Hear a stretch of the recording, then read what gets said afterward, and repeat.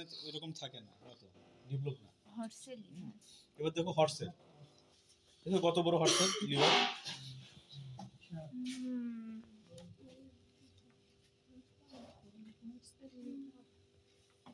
দেখছো কত বড়, অনেক বড় কিন্তু, হ্যাঁ তাই না? এখন এইটাকে চেনার উপায় হচ্ছে, দেখো এই দেখো, এই যে দেখো এখানে কিন্তু তিনটা ইয়ে আছে, তিনটা লোব বলতে এই যে এটা নস আছে, নস বলি এটাকে আমরা।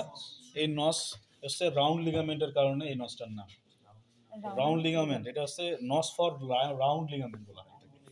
আর এইটা পুরো স্ট্রাকচারকে বলা হয় কোয়াড্রেট লোব। তাহলে যখন তুমি দেখবা এই যে এরকম ইমপ্রেশন আছে, ওইটা হচ্ছে তোমার নস ফর রাউন্ড লিগামেন্ট, এবং ওইটা থাকলে এটা হবে, এটা কি কোয়াড্রেট লোব, কোয়াড্রেট লোব এবং হর্সের। হ্যাঁ ঠিক আছে। তারপরে দেখো এই যে এটা কি বলবো তাহলে বলো তো দেখি, এটা কি বলবো এটা এরিয়াটাকে? হ্যাঁ রেনাল ইমপ্রেশন। মনে থাকে না কেমন তোমার? রেনাল ইমপ্রেশন, এটা বলতে পারতেছে না। Renal impression, renal impression. Renal impression সাধারণত কোন লোবের সাথে থাকে এটা বলো তো দেখি? রাইট লোবের সাথে থাকে। তো এটা তো আর মাথায় ঘাটাইতে হবে না, তো দেখালাম না তোমাদেরকে। রাইট লোবের সাথে যদি থাকে তাহলে এটা কোন লোব হবে তাহলে?